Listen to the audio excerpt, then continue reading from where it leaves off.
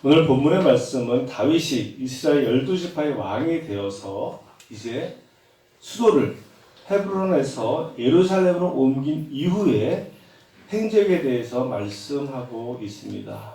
그런데 그 행적이 어떠한 모습이었는가 하면은 첫 첩들을 더 두었다라는 말씀이죠. 그죠? 오늘 본문의 말씀은 다윗의 첫 첩들에 대해서 또 그의 자녀들에 대해서 말씀하고 있는데요. 사실 다윗은 이미 오래전에 사울 왕의 딸인 미갈과 결혼을 했던 사이죠. 그죠? 네. 다윗의 부인은, 첫 번째 부인은 사울 왕의 딸인 미갈이었어요. 물론 사울이 다윗을 이용하려고 거짓으로 딸을 주고 그 미갈을 다른 남자에게 시집을 보내어 버렸습니다. 그런데 후에 다윗이 미갈을 다시 찾아와요. 그런데 이러한 다윗이 헤브론에서 왕이 된 후에 여러 명의 부인을 두죠. 그것이 사무엘하 3장 2절 이하에 나오는데요. 바로 이스라엘 여인 아히노와 나발의 아내였던 아비가일, 구슬왕 달메의 딸 마아가, 다음에 학렙, 아비달, 에글라, 이렇게 6명이나 부인을 두었어요. 그럼 미갈까지 합하면 몇 명이었죠? 부인이 7명이 되는 거죠. 그래서 헤브론에서 유다의 왕이 된 이후에 다윗은 공식적인 부인만 7명. 이것도 많은데 오늘 또 성경에서 뭐라고 이야기하는가 하면은 예루살렘에 와서 또 다윗은 여러 첩들을 두었다라고 증거합니다. 그럼 여러 첩들이니까 몇 명인지 모르겠어요. 그죠? 아무튼 굉장히 많은 그 아내들을 두었습니다. 그러면 다윗이 왜 이렇게 많은 부인들을 두었을까요? 우리가 이렇게 생각하면 참 쉽습니다. 옛날에 우리 조선시대나 그 옛날 왕조시대 때 왕들은 아내가 많았죠. 그죠? 여러 가지 이유가 있습니다. 그죠? 다윗도 마찬가지였어요. 그 당시 다윗 시대에 그 왕의 여러 명의 처첩을 두는 것은 사실은 어떤 그 성적으로 물러나서가 아니라 정치적인 면이 강했습니다. 정략적인 결혼이 많아서 그런 아내들을 두는 것이죠. 여러 가지 물론 이유도 있고요. 아니 자기 왕을 이을 그 아들이 태어나지 않으면 또 다른 이제 후궁을 두지 않습니까? 그래서 왕이라는 사람들은 그 당시 신분이 그 궁 안에 있는 그 시녀들을 자기 마음대로 이렇게 취할 수가 있었어요. 그죠? 그리고 그렇게 취함을 당한 시녀들은 성원을 입었다고 굉장히 고마워하고, 그죠? 가문의 경사가 됐고, 성원을 입어서 아들을 낳으면 그 아들이 이제 왕이 될 수 있으니까. 그래서 그것은 다윗이 여러 명의 첩들을 두었다는 것은 세상의 방식으로는 나쁜 것도 아니고 잘못된 것도 아니고 시대적으로 문제가 있는 것도 아니었어요. 자연스러운 것이고 당연한 것이었습니다. 근데 문제는 뭐냐면 하나님은 이러한 첩들을 열어두는 것, 아내들을 많이 되는 것을 좋아하실까요? 아니죠. 하나님의 방식은 하나님은 한 남편이 한 아내를 갖는 것을 원하십니다. 그래서 아담과 하와도 하나씩 만들었잖아요. 그죠? 만약에 하나님이 한 아내가 여러 명의 남편을 필요로 하면 아담을 여러 명 만들었어야 돼요. 그죠? 아니면 하와를 여러 명 만들든지 그게 하나님의 뜻이면 그 여러 명 만들어서 이렇게 여러 명끼리 살아. 이럴 수도 있어요. 그죠? 세계에 그런 사람도 있어요. 다른 나라에 가면은 어떤 나라는 한 남편이 여러 아내를 취하는 나라도 있고요. 이슬람은 4명까지인가 3명까지인가 허락이 된다 하더라고요. 여러분 또 아내를 많이 두기 위해서 민서가 이슬람을 개정하면 안 된다. 그리고 또 아프리카 어느 나라는 한 여자가 여러 남편을 두는 그런 또 모계 사회도 있어요. 사회적인 현상이에요, 이거는. 근데 성경적인 그 부부 관계는 한 남편이 한 아내를 두는. 그래서 그 신약에 보면은 장로와 감독의 자격 중에서 한 아내를 둔 사람이 자격이 있어요, 그죠? 아내가 여러 개 있으면 자격이 없습니다. 하나님의 뜻은 한 남편이 한 아내를 두는, 한 남자와 한 여자가 살아가는 일부일치제를 말씀하시는 거죠. 그래서 우리 하나님의 사람들은요, 세상에 옳다고 해도 세상에 살아가는 것이 꼭 문제가 없어, 괜찮아, 그렇게 이야기를 해도 하나님이 옳다고 하지 않으면은 세상의 방식이 아닌 하나님의 방식을 따라 살아가야 되는 사람들입니다. 예수 믿는 사람들의 삶의 기준은 세상의 기준이 아니라 하나님의 말씀인 성경의 기준이 되어야 하는 것이죠. 예전에 조국 사태를 겪으면 느낀 게 뭔가 하면 조국이 참 좋은 말 굉장히 많이 했어요. 그죠? 옳은 말 무지 많이 했는데 자기는 그렇게 안 살았잖아요. 그게 문제입니다. 그러면서 하는 소리가 나는 법적으로 문제가 없어. 그것도 틀린 말이 아니에요. 하지만 세상 사람들이 원하는 것은 세상이 그렇다 할지라도 법으로는 문제가 없다 할지라도 당신이 그렇게 살면 안 되지. 왜? 당신이 그렇게 살면 안 된다고 말하는 사람이잖아. 그죠? 똑같은 거예요. 우리 예수 믿는 사람들은 세상의 방식으로는 문제가 안 되지만은 하나님의 방식으로 문제가 된다면은 하나님의 방식으로 살아야 되는 것이죠. 세상을 따라가면 안 되는 사람들. 그래서 우리의 가치관은, 예수 믿는 사람들의 가치관은, 세계관은 성경에서 나와야 하는 거예요. 성경적 사고관, 성경적 가치관, 성경적 세계관, 생각과 사고도 성경적 생각과 사고를 해야 되는 것이죠. 오늘 하나님이 이렇게 말씀하십니다. 자, 10절 말씀인데요. 5장 10절을 같이 볼까요? 5장 10절. 5장 10절 말씀 시작. 만군의 하나님 여호와께서 함께 계시니 다윗이 점점 강성하여 가니라. 그래요. 만군의 하나님 여호와께서 다윗과 함께 계시니 다윗이 점점 강성하여 간다고 말씀하고 있어요. 다윗은 하나님이 함께하는 사람, 대단한 사람이죠. 물론 저 여러분에게도 하나님 함께 하십니다. 다윗에게만 함께 하지 않아요. 임마누엘의 하나님, 우리와 함께 하시는 예수 믿는 모든 사람들에게는 하나님이 함께 합니다. 민석에게도 하나님이 함께 하고요. 기백에게도 하나님이 함께 하고, 어디에 있든지 하나님이 함께 하시는 거거든요. 그리고 이렇게 하나님 함께 하시는데, 이렇게 함께 하시는 말미암아서 어떻게 됐어요? 점점 강성해 갔습니다. 예. 하나님이 함께하는 사람의 특징은 가면 갈수록 잘 된다는 거예요. 하나님이 함께하는 사람, 그 믿음으로 사는 사람들은 가면 갈수록 잘 될 수밖에 없습니다. 다윗이 점점 강성해 갔는데 어떠한 일이 벌어지는가 하면 바로 이어지는 말씀이 두루왕 히람이 다윗에게 사절들과 백향목과 목수와 석수를 보내어 다윗을 위해서 집을 짓게 합니다. 그죠? 이웃나라에서 다윗이 점점 강성해 가는 것을 보니까 두려운 마음에 조응을 바치는 거죠. 뇌물을 바치는 거예요. 잘 봐달라고. 그죠? 다윗이 강성해 가니까 자기들은 어떤 위해를 끼칠까봐 미리 이제 뇌물을 바치는 거 아닙니까? 그래서 강성해짐으로 말미암아서 다윗이 하나님의 엄청난 복을 받았는데, 그죠? 근데 이어지는 말씀이 그런 말씀이에요. 5장 12절 말씀인데요. 다윗이 여호와께서 자기를 세우사 이스라엘을 왕으로 삼으신 것과 그의 백성 이스라엘을 위하여 그 나라를 높이신 것을 알았더라. 다윗이 알았던 게 있어요. 다윗이 알았던 게 뭐죠? 여호와께서 자기를 세우사, 그죠? 하나님이 나를 세워줬다는 걸 다윗이 이제 알았어요. 아, 하나님이 나를 이렇게 이스라엘 왕으로 세워주셨구나. 누가 하셨다고요? 하나님이 하셨습니다. 내가 잘나서, 내가 능력이 있어서 내가 이스라엘 왕이 된 것이 아니라 하나님이 나를 이스라엘의 왕으로 세워주셨구나. 이것을 알았다는 것이죠. 다윗이 여호와께서 자기를 세우사 이스라엘 왕으로 삼으신 것을 알았습니다. 다윗이 이스라엘 왕이 된 것은 자신의 능력과 자신의 지혜가 아니에요. 하나님이 세워졌어요. 하나님이 하셨습니다. 하나님이 복을 주셨어요. 하나님이 강성하게 하셨습니다. 그리고 또 한 것이 있었는 게 뭔가 하면 그의 백성 이스라엘을 위하여 그 나라를 높으신 것을 알았더라. 그래요. 그의 백성, 즉 이스라엘은 하나님의 백성이죠. 하나님의 나라예요. 그래서 하나님이 높이셨습니다. 내가 높인 게 다윗이 높인 게 아니에요. 다윗이 뭐 사자를 자꾸 죽이고 곰을 죽이고 골리앗을 죽이고 전쟁에 나가서 싸우면 백전백승해서 자기가 이스라엘이라는 나라의 위상을 높인 것이 아니라 누가 높였다고요?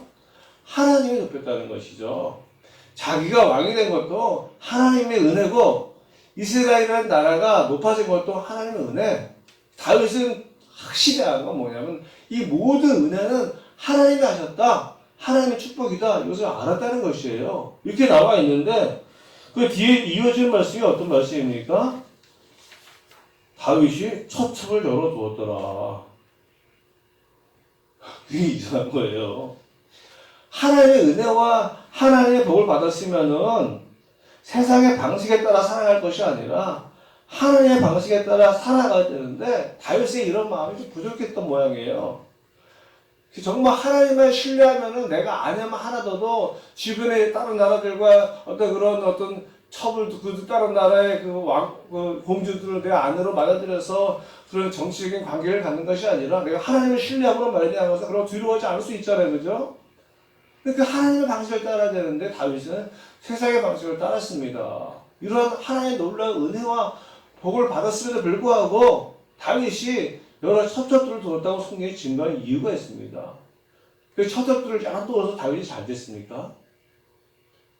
다윗이 여러 아내들을 둔 결과 어떠한 일이 벌어지냐면 참 인간적으로 일어날 수 없는 엄청난 일들이 다윗 가정 안에서 일어나지 않습니까?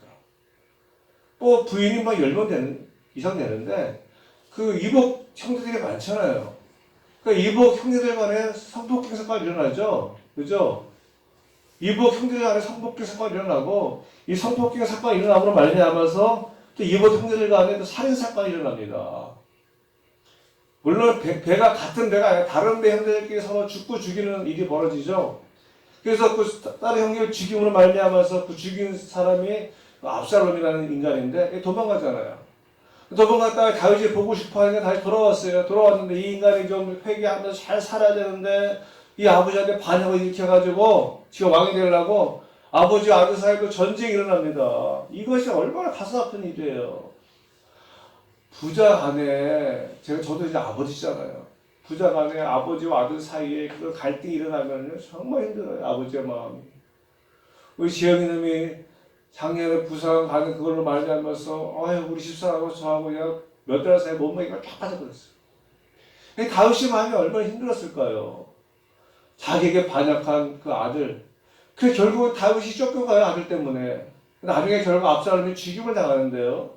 자기가 싸우다가 죽임을 당하는 아들, 그 모습을 보는 아버지의 마음은 또 어떠했을까요? 그 마음도 사실 편하지 않을 겁니다. 그래서 저는 다윗을 볼 때마다 다윗이 만약에 하나님에 대한 믿음이 없었던 사람이었다면 이제 뭐 정신적 공황이나 뭐 공황장애, 우울증, 각종 정신질병이 걸렸을 것 같아요. 엄청난 사건들을 다윗이 많이 겪었지 않습니까? 그래서 이런 엄청난 일들이 이제 다윗 가정에 일어나는데 이게 이유가 뭔가 하면은 첩첩들을 열어두어서 아내들을 열어두었기 때문에 그 아내들에서 태어난 자녀들께서 싸움질하고 막 그런 사건이 일어나가지고서 엄청난 고통 가운데 보냈습니다. 그래서 우리가 여기서 분명하게 기억해야 할 것이 있는데 그것은 뭐냐면은 오늘날 내가 나된 것은 전적으로 하나님의 은혜라는 거예요. 특별히 내가 잘 되면 잘 될수록 내가 복을 받으면 복을 받을수록 내가 세상적으로 성공하면 성공할수록 이 모든 것은 다 하나님의 은혜라고 증거하는 것입니다. 이게 얼마나 중요한지 몰라요. 오늘 다윗이 제가 앞서 말씀드렸듯이 다윗이 다 이야기하잖아요. 내가 이스라엘 왕이 된 것도 하나님이 세우신 것이고 하나님의 나라 백성 이스라엘 높이신 것도 하나님이 하신 것이다. 다윗이 알았어요. 다윗이 자기 엄청난 하나님의 은혜와 축복을 받은 사람이었다면 하나님 제가 이제부터는 하나님의 말씀대로 살겠습니다. 제가 받은 은혜가 너무 많아서 제가 받은 복이 너무 많아서 이제 세상의 방식이 아닌 하나님의 방식으로 살겠습니다. 이렇게 해야 되는데 성경은 그렇게 나와 있지 않고 다윗이 첩첩들을 열어두었다라고 말씀을 하고 있습니다. 그래서 그 다윗이 엄청난 고난을 당하잖아요. 이 모습이 바로 오늘날 우리의 모습이기도 합니다. 정말 제 마음이 안타까운 게요. 지금 한국교회가 죽어가고 있잖아요. 60년대, 70년대 엄청나게 많은 사람들이 교회로 몰려왔습니다. 그 당시에는 먹고 살기 어려웠어요. 아시죠? 진지성이 그죠? 권사님 아시죠? 60, 70년대는요 정말 어려웠어요. 너희들은 태어나지 않아서 모를 거야. 정말 힘들었어요. 제 초등학교 친구들이 지금도 그 얘기를 합니다. 자기는 판자촌에서 사는 사람들, 그나마 괜찮은 사람들. 어떤 친구는 땅 파고 토굴에서 살았다는 거예요. 서울, 제가 서울 사람은 아니에요. 놀랬어요. 땅을 파고 토굴 속에 살았다는 거예요. 거저대기로 덮어놓고. 그 거지들이죠. 예전에 거지 이렇게 살았거든요. 예전에 거지처럼 살았던 사람들. 뭐 지금은 뭐 잘 삽니다. 아파트가 몇 채고 뭐 문재인 정부 들어서서 뭐 세금이 폭탄을 맞아가지고 지금 집을 팔아야 되니 말아야 되니 몇십억짜리 아파트가 뭐 서너 채씩 있고. 지금은 그런데 그 당시에는요. 그렇게 살았다는 거예요. 근데 그 당시에는 교회에 사람들이 어마어마하게 몰려왔습니다. 그냥 이런 건물이 안에 천막만 쳐놔도 천막 교회라고 해서 사람들이 막 얼마나 많은지 몰라요. 먹고 살기 힘들 때는 막 사람들이 교회를 몰려와서 하나님의 은혜를 감사하며 찬양하며 그렇게 믿음의 삶을 살았는데 갑자기 우리나라 국민소득 2만 불이 넘어서면서부터는 교회가 어려워지기 시작했습니다. 유럽 교회가 그랬고요. 한국 교회가 이제 그 뒤를 따라가고 있습니다. 그래서 주일학교 없는 교회가 얼마나 많은지 몰라요. 주일학교뿐만 아니라 중고등부 청소년, 대학 청년들이 교회 안 나옵니다. 이들이 교회 안 나오고 어디로 갑니까? 클럽 가서 코로나 걸리잖아. 민서가 코로나 걸리지 말아라. 교회 관심이 없어졌어요.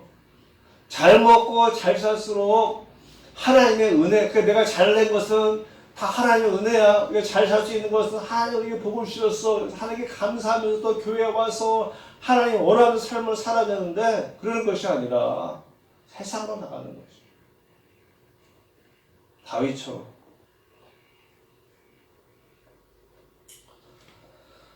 그동안 하나님이 우리 한국교회에 복을 주셔서 강성하게 하시고 또 엄청난 축복을 주셨는데 우리가 이런 하나님의 은혜에 감사해서 더 교회에 모이를 힘쓰고 더 열심히 하나님을 섬겨야 하는데 우리가 세상으로 지금 다 나가고 있잖아요. 잘 나가면 잘 나갈수록 잘 되면 잘 될수록 하나님의 은혜를 알고 하나님께 감사한 마음으로 겸손하게 하나님의 방식으로 살아야 되는데 이상하게 세상의 방식으로 살아갑니다. 인간의 질서인 것 같고요. 잘 되면 잘 될수록 하나님께 감사해야 되는데 아니에요. 하나님을 떠나는 인간의 모습. 오늘 다윗의 모습입니다. 지가 고백했잖아요. 내가 이스라엘 왕이 된 것도 하나님이 세우신 것이고 우리 나라가 하나님의 나라가 높아진 것도 하나님이 높여주신 건데 알았으면은 하나님께 감사해서 믿음의 삶을 믿음의 방식으로 살아야 되는데 뒤 이어지는 성경의 말씀은 또 첫 뒀어요. 아니 헤브론에서 이렇게 많은 첫 뒀으면 되지 예루살렘에서 또 첫 둔단 말입니까?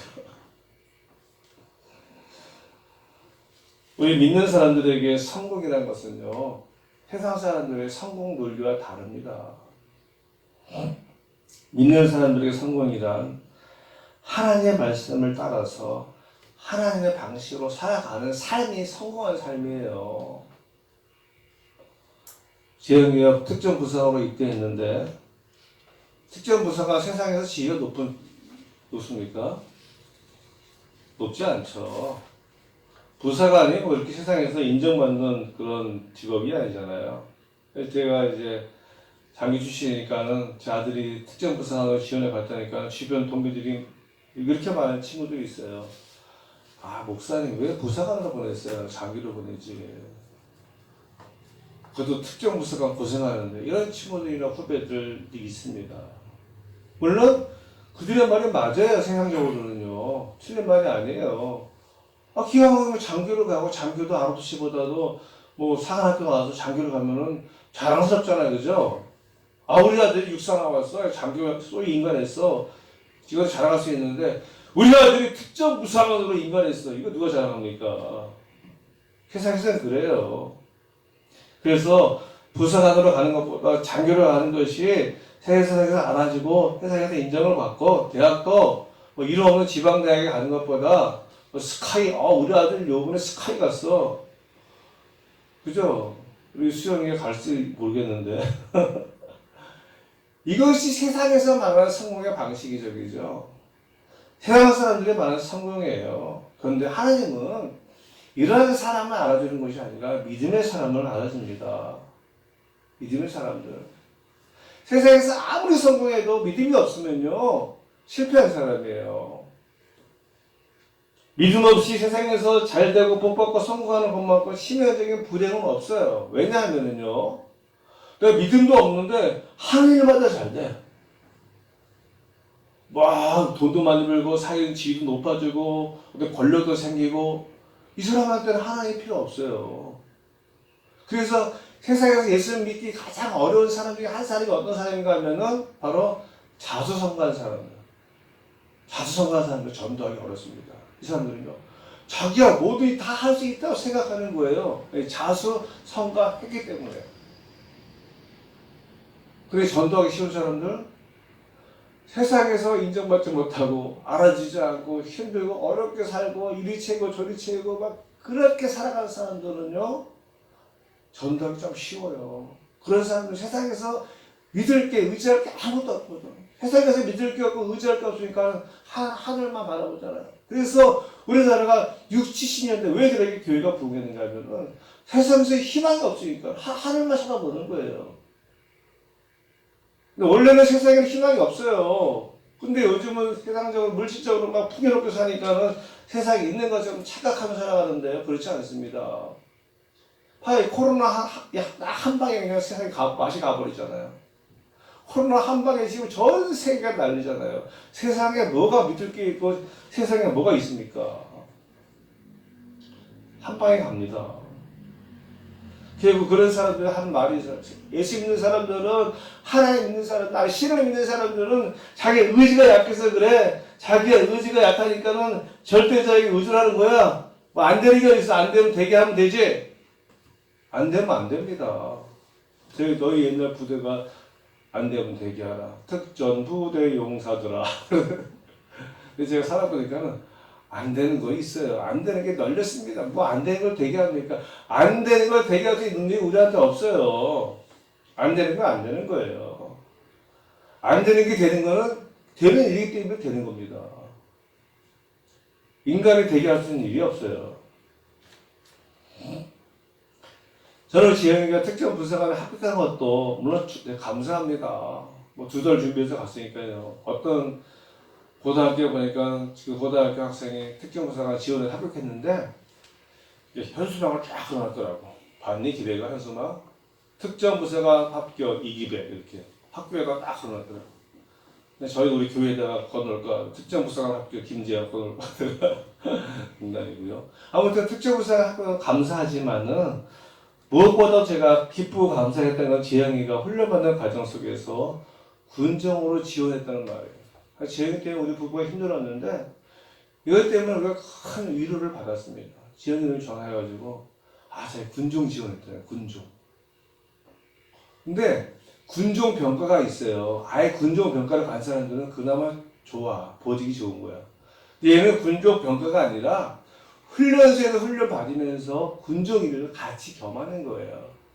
사실 훈련 받고 나면 쉬고 싶잖아, 그죠? 근데 군종 그 지원 봉사하게 되면 봉사를 해야 되거든요. 일을 더 하는 거죠.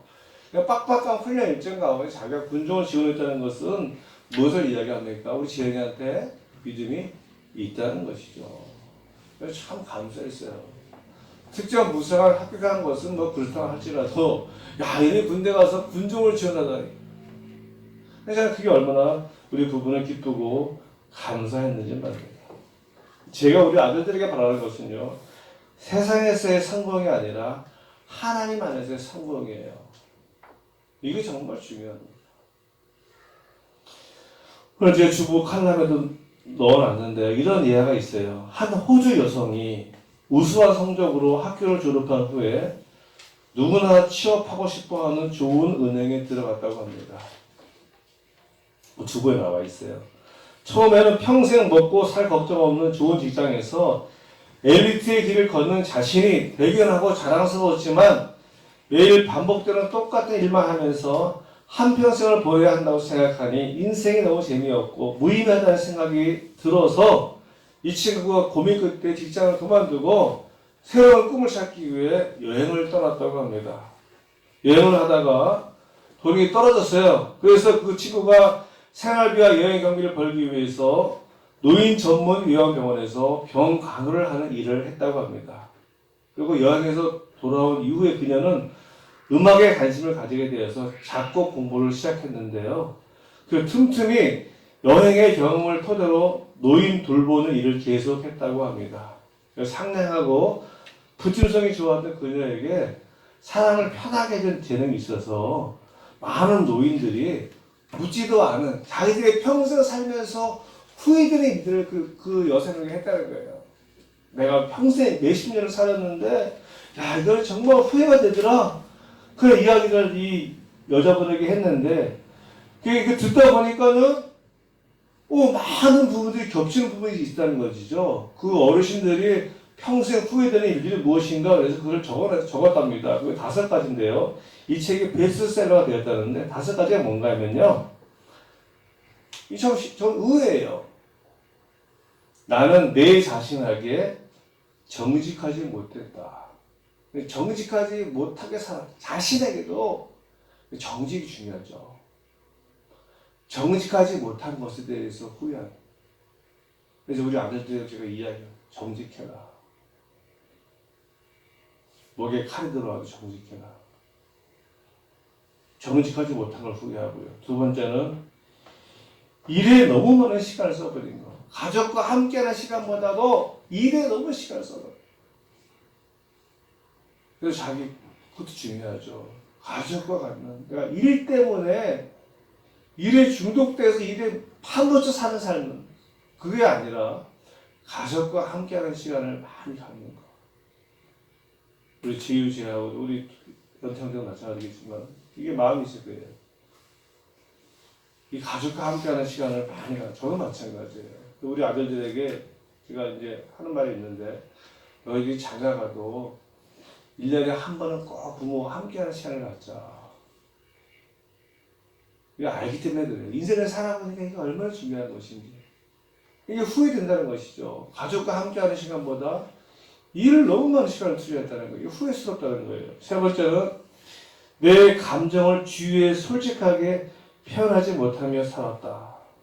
네. 우리도 대부분 그래요. 내 감정을 주변에 솔직하게 표현하면 살기 어렵죠. 근데 이것이 후회스럽다는 거예요. 그래서 내 속을 터널 용기가 없어서 순간순간의 감정을 꾹꾹 누리며 살다가 미칠 지경까지 이르기도 했다.